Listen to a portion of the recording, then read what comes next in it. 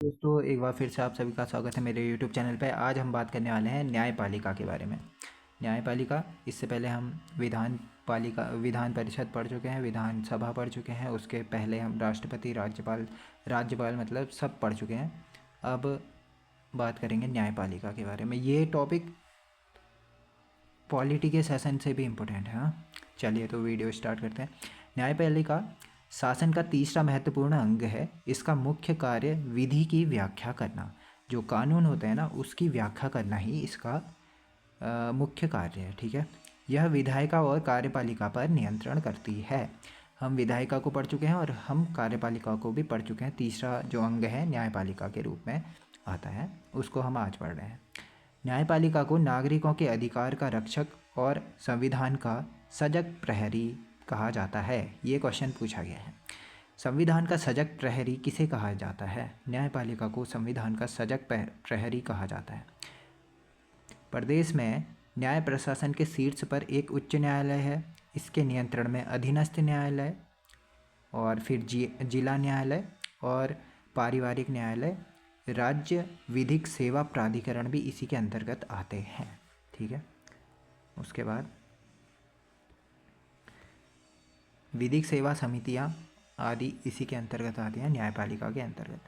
अब हम पढ़ेंगे उच्च न्यायालय।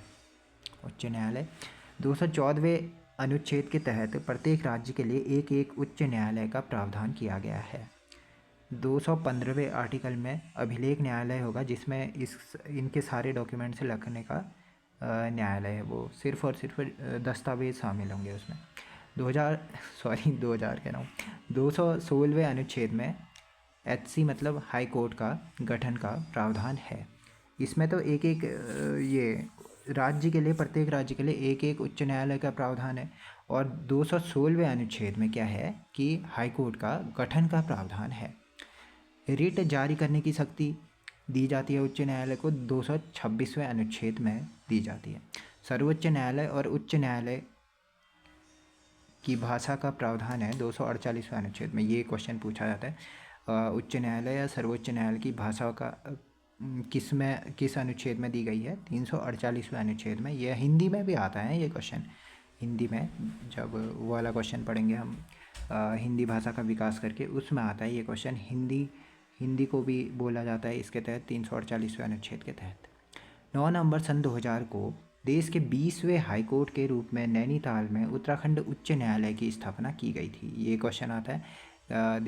ये हाई कोर्ट में कौन सा स्थान है? हाई कोर्टों के मामले में 20वां स्थान है। 20वें नंबर पर ना था हमारा हाई कोर्ट। 9 नवंबर सन 2000 को स्थापित हुआ था। देश में 25 हाई कोर्ट हैं और लास्ट आंध्र प्रदेश को बनाया गया था। आंध्र प्रदेश में 2019 में यह बना था। उत्तराखंड के हाई कोर्ट की बात करते हैं। सर संटोनी मैकडोनाल्ड ने इसका निर्माण किया था उच्च न्यायालय का। शैली इसकी बर्किंघम शैली है। ये दोनों क्वेश्चन पूछे जाते हैं, ये तीनों। फर्स्ट में तो उत्तराखंड उच्च न्यायालय का गठन कब हुआ, कौन से न्यायालय के रूप में हुआ? 20वें। और सेंटोनी मैकडोनाल्ड ने इसका निर्माण किया था। शैली क्या है इसकी? बर्किंघम शैली है। और 1962 में यूपी सरकार द्वारा नैनीताल को ग्रीष्मकालीन राजधानी बनाया गया। ये क्वेश्चन तो पता नहीं कितने बार पूछा जा चुका है। 231वें अनुच्छेद में 2 से अधिक राज्य में एक ही न्यायालय हो सकता है। यह इसका डिसीजन कौन लेता है? संसद। जैसे देश में कई ऐसे जगह हैं जहाँ एक ही जगह से 2 राज्यों का कामकाज होता है, वो हम पॉलिटी वाले सेशन में कंप्लीट कर लेंगे। आयु कितनी होती है? 62 वर्ष होती है अधिकतम इसमें नियुक्त होने की। और नियुक्ति कौन करता है हाईकोर्ट के जज की? यह करता है राष्ट्रपति। शपथ कौन दिलाता है? राज्यपाल। यहाँ पर कन्फ्यूजन करता है कि हाई कोर्ट के जज की नियुक्ति कौन करता है? राष्ट्रपति द्वारा होती है। शपथ कौन दिलाता है? राज्यपाल दिलाता है। फर्स्ट न्यायाधीश कौन है? ये क्वेश्चन पूछा जाता है। ए देसाई, अशोक अभेंद्र देसाई। ठीक है, और ये भी क्वेश्चन पूछा जाता है, फर्स्ट रजिस्ट्रार कौन थे? GCM रावत।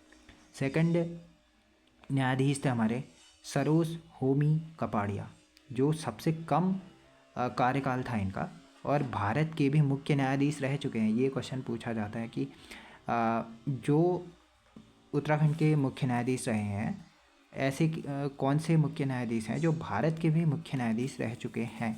सरोज होमी कपाड़िया। ठीक है। सर्वाधिक कार्यकाल KM जोसेफ का रहा है। ठीक है, उत्तराखंड में। वर्तमान में मुख्य न्यायाधीश कौन है, ये भी क्वेश्चन पूछा जा चुका है। रितु बहारी, जो कि फर्स्ट फीमेल मुख्य न्यायाधीश हैं उत्तराखंड की।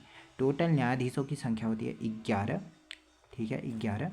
और कुछ चीज़ें हैं जो सुप्रीम कोर्ट के लेके मैंने साइड में लिख दी हैं। सुप्रीम कोर्ट है, ठीक है, 124वें अनुच्छेद में सुप्रीम कोर्ट है। और इसका अभिलेख न्यायालय 129वें अनुच्छेद में है। और फर्स्ट फीमेल न्यायाधीश बनी थी फातिमा बीवी, ये भी पूछा जाता है।